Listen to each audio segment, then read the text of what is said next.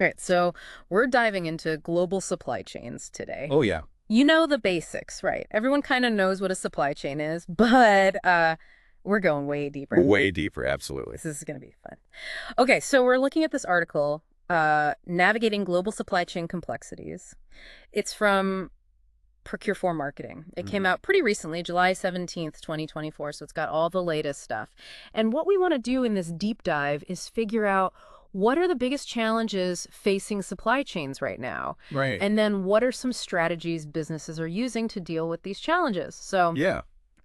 to help me with this, I have an expert here. Oh, thanks. So let's just jump right in. The article highlights a bunch of challenges. One of the first ones they talk about is geopolitical risks. Mm. So, like trade Yeah. wars, I got a little sanctions, basket. all that kind of stuff. It's like almost every day there's some new headline about, tensions between different countries. Absolutely. And those tensions have real world consequences. Oh, We saw what happened with the U.S.-China trade a tensions. while back. Yeah, a while back. I mean, delays, price hikes, even shortages. On like everyday stuff. Exactly. Like it's not just, some abstract economic concept. Right. This is stuff that impacts everybody. Yeah. I remember even having trouble getting certain like electronics and Oh, things for sure. during that time. Okay, so that's geopolitical risks. Another big challenge they talk about is compliance. Right. So, like all the regulations and laws. Yes, all the red tape. Yeah, and every country's got their own set of rules, right? Yeah, it's a nightmare for businesses It really is. because you have to comply with everything. In every country that you're operating in. Exactly. Labeling, safety standards, environmental rules, you name it. Oh, and don't forget about all the paperwork. Ugh, the paperwork. Yeah, it's a lot. And if you mess up, the costs can be huge, right? Huge, absolutely. Fines, legal battles, damage to your reputation. Yeah, it's not worth it. Okay, so we've got geopolitical risks, we've got compliance. Let's talk about logistics and transportation. Okay, yeah. I mean, this one's pretty obvious, right? Like, moving goods across continents is no easy feat. Not at all. It's incredibly complex. You've got multiple carriers, different infrastructure in each country. Different customs procedures, different languages even. Oh, yeah, language barriers are a big one. And then on top of all of that, you've got transportation costs going through the roof. Oh yeah, they've been skyrocketing. So how are companies even keeping up with all of this? Well, it's a constant challenge, for sure. It really is. But they're finding ways to adapt. Okay, good. One thing they're doing is focusing on building strong relationships with their logistics providers. So it's not just about picking the cheapest option anymore. No, not necessarily. Okay. It's about finding partners you can trust who understand your business. Who can help you navigate all those complexities. Hmm. That makes sense. All right, so let's move on to another challenge. This one's been getting a lot of attention lately. Supply chain visibility. Mhm. Basically, knowing where your goods are at all times. Yes, having that real-time insight into every stage of the journey. So why is that such a challenge? Well, think about it. Supply chains are incredibly complex these days. They really are. You have products moving across multiple countries, maybe even continents. Multiple modes of transportation, right? Exactly. And all sorts of different stakeholders involved. So many moving parts. Exactly. So trying to keep track of all of that in real time, Yeah. it can be a nightmare. It's like trying to track a package that's gone rogue. Yeah, except on a massive scale. Exactly. And if you don't have that visibility, you're essentially flying blind. You are. You don't know where your inventory is, when it's going to arrive. You can't anticipate any problems or delays, Right. Which can lead to all sorts of issues. like shortages, right? Shortages, delays in getting products to customers. Increased costs. Damage to your reputation. Yeah, it's a big deal. Okay, so we've talked about geopolitical risks, compliance, logistics, visibility. Now let's talk about cultural differences. Okay. This one might seem a little less obvious, but it's just as important. No, it's absolutely crucial. Because business is global, but people are local. Exactly. So you might have a supply chain that spans multiple countries. With different cultures, different customs, different ways of doing things. And if you don't understand those differences, it can lead to all sorts of misunderstandings. Miscommunications, conflicts, Yeah. even failed partnerships. Yeah, it's not just about etiquette either, right? No, not at all. It's about understanding different approaches to communication, negotiation, even time management. Absolutely. These things can vary widely from culture to culture. And if you're not aware of those nuances, it can really impact your supply chain. It can make or break a deal, for sure. So it's not enough to just sign a contract. Right. You have to really invest in building those relationships. Understanding your partners, respecting their culture. Yeah, building that trust and collaboration. Absolutely. It's essential. Okay, so we've covered a lot of ground here, a lot of different challenges. We have. And they're all interconnected, too. Oh, yeah, They all impact each other. it's like a giant puzzle, right? It is, with all these moving pieces. And if one piece is out of place, the whole thing can fall apart. Exactly. So it's important to have a holistic view of the supply chain Let's understand how all these challenges are connected. and how to address them in a comprehensive way. All right, well, I'm feeling a little overwhelmed just thinking about all of this. But luckily, the article doesn't just leave us hanging with a list of problems. No, it It doesn't. outlines some potential solutions as well That's right. Some real strategies that companies are using right now to navigate these complexities. to build more resilient and efficient supply chains. Absolutely. And that's what we're going to dive into next. Yeah, let's take a look at those solutions. Let's do it. Okay. All right, so what are these solutions? I'm ready for some good news. Well, the article talks about 4 key strategies. Okay. Strategic sourcing, lean supply chains, digital transformation, and sustainable supply chain practices. Okay, so strategic sourcing. I get that it's about choosing the right suppliers, Yeah. but what does that really look like in practice? Like, what are companies actually doing? Yeah, so it's really gone way beyond just like, picking the supplier with the lowest price. Right, right. It's a lot more strategic than that. So how do they decide who to partner with? Well, they're really focusing on building those long-term partnerships. Okay. So you're looking for suppliers that are, reliable, high quality, of course, still got to have competitive pricing. Right. But you're also looking for alignment. Like, do they share your values as a company? Oh, that's interesting. Are they committed to things like ethical sourcing, sustainability, Right. those Well, kinds of things? so it's not just a transactional relationship anymore. Exactly. It's about finding partners who are actually invested in your success. Exactly. And who can also help you manage risk, Oh, okay. because the more diverse your supplier base is. The less vulnerable you are to disruptions. Exactly. Yeah. So how do you even find these perfect suppliers? Well, it's a pretty thorough process. Okay. I mean, they're really going deep, beyond just basic financial checks. Right. They're looking at a supplier's track record, their commitment to things like ethical labor practices. So they're really doing their homework. Oh, yeah, they're doing their due diligence for sure. Okay, so that's strategic sourcing. What about lean supply chain practices? That sounds interesting. Yeah, so lean is all about eliminating waste, streamlining processes. So making things more efficient. Exactly, yeah. Okay, I like that. So what are some specific examples of lean practices that companies are using? So one of the big ones is something called value stream mapping. Okay, what is that? Basically, it's where you visually map out every single step in your supply chain. Wow, every single step. Yeah, from raw materials all the way to the end customer. Okay. And that helps you see, where are the bottlenecks? Ah, I see. Where are things getting stuck? Where can we improve efficiency? So it's like a big picture view of your whole operation. Exactly. And then once you've identified those areas where you can improve, you can start implementing what they call continuous improvement processes.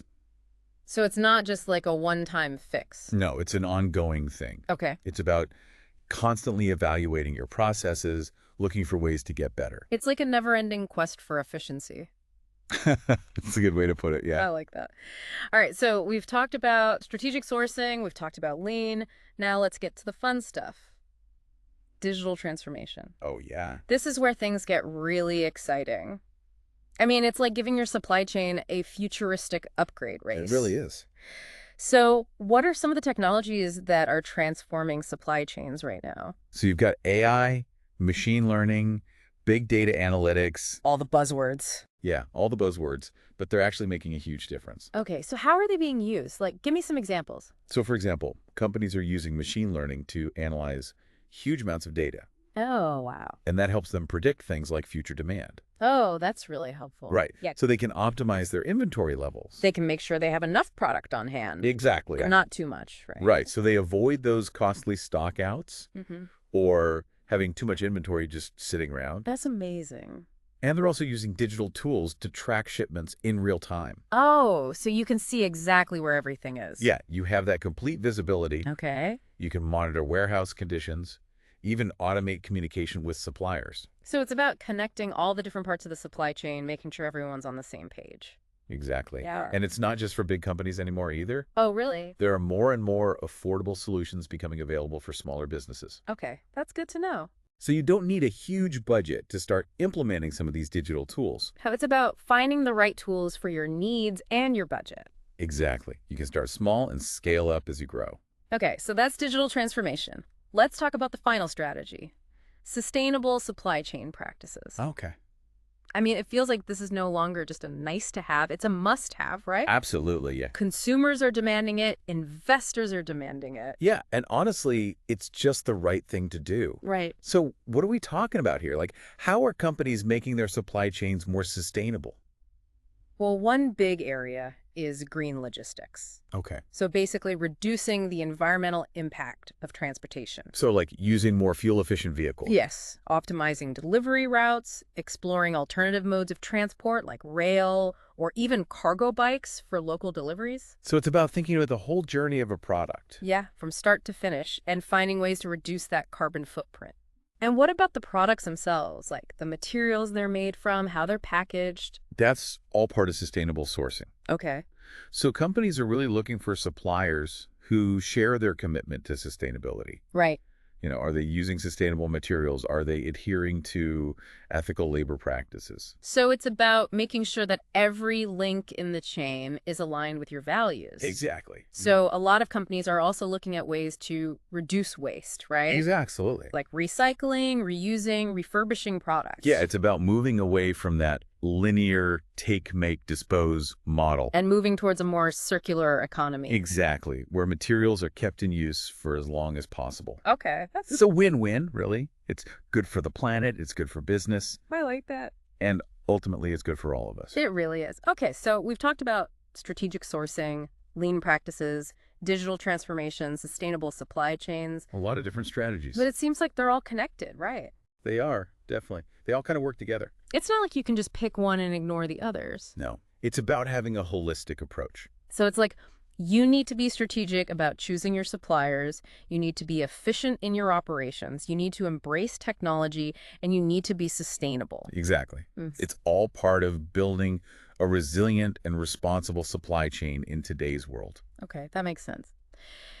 So now let's shift gears for a moment and talk about, like, what does all this mean for our listeners? Okay. Because we can talk about all these big companies and their fancy strategies, but how does this apply to everyday people? Right. Like, how can we as individuals make a difference? Yeah, that's what I'm curious about. Yeah, let's talk about that. So how can we, as like everyday people, really make a difference when it comes to these global supply chain issues? Well, it's easy to feel kind of powerless, right? Yeah. Like, what can one person really do? Right. But I think it's important to remember that our choices do matter. Mm-hmm. Even small choices can have a ripple effect.